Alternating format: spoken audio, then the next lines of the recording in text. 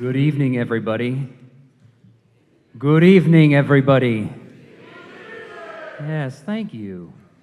Thank you so much for being here. It truly means the world to us that you've chosen to spend your Friday evening here with us, with the campus band, and then with the collegiate band a little bit later. My name is Dr. Lucas Petersen, and I have the privilege to serve as the conductor for these two wonderful groups. Our campus band program that you're hearing, if you've read the program notes, you might notice a very broad theme, and that is kind of an around the world situation. The first piece being based off of themes by a Russian composer, Liadov, and then that second piece was written by an Australian composer, Jodie Blackshaw. Was anybody freaked out by the penguins? When you're like, do you think you were transported into an aquarium? It's really lovely.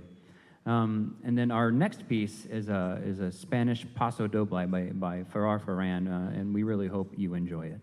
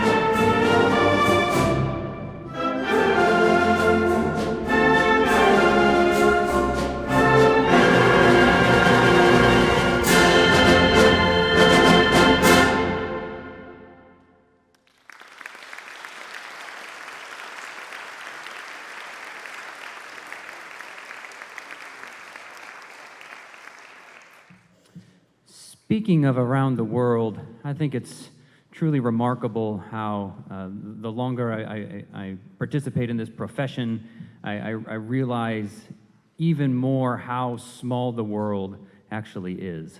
And how I met your guest conductor for this evening, Jeff Bryant, is a really long story that I won't bore you with all the details, but I'll tell you that he's a good friend from Canada, and somehow the first time we ever met was at an establishment in Des Moines, Iowa, and through various friends throughout the last few years, they've gotten to know each other, and it is a great treat for us to have him perform for you this evening, and I would like him to come before he gets to work to talk a little bit about this next piece. So will you please help me welcome to the stage your guest conductor for the evening, Jeff Bryant.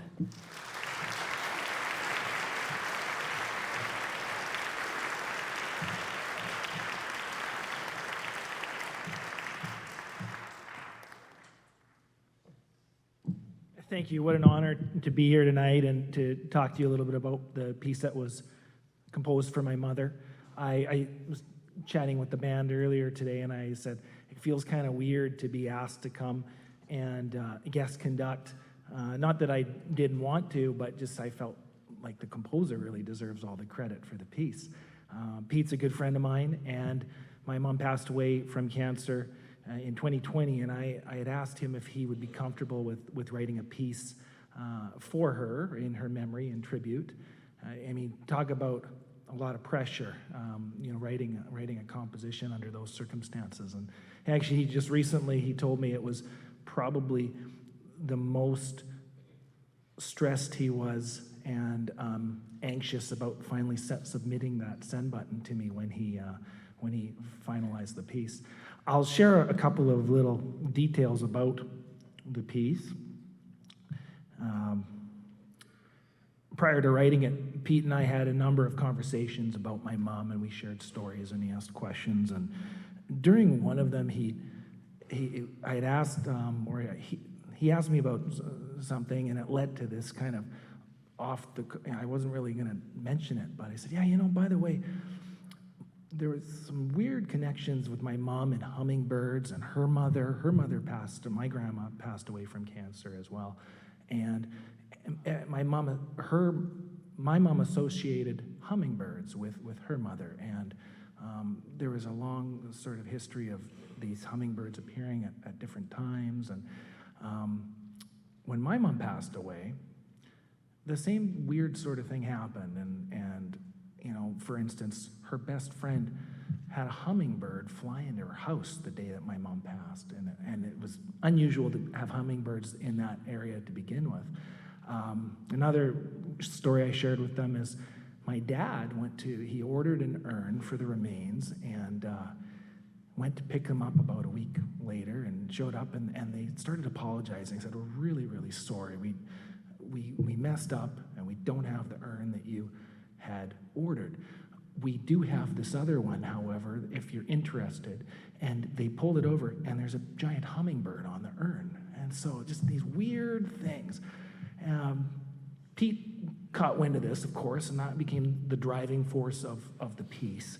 And he did a little bit of research and discovered that hummingbirds, in some cultures and spiritualities, they represent messengers for angels. And so he used that for the piece, and some of the ideas that he's weaved in there come through really nicely.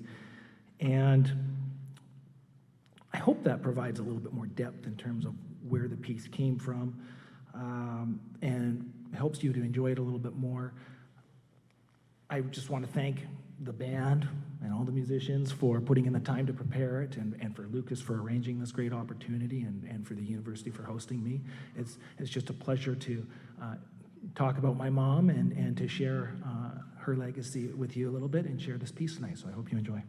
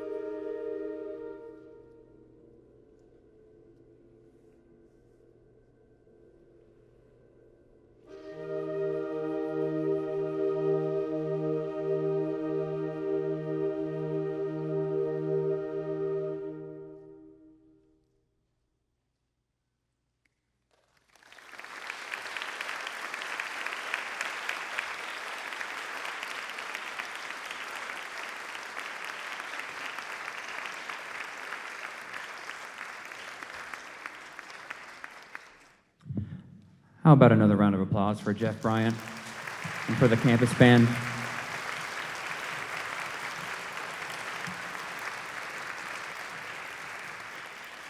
It's been a great treat for me to rehearse this band every Monday, Wednesday, Friday for the 50 minutes that I get, and I'm really proud of their performance this evening. And again, thank you so much for being here to support them, and thank you for sticking around to hear the collegiate band after we reset the stage after this final number.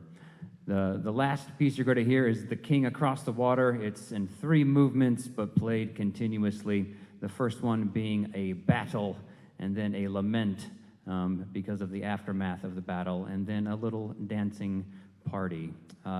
You'll hear some bagpipes being emulated. It sounds just like the composer, very Scottish. So we hope you enjoy The King Across the Water.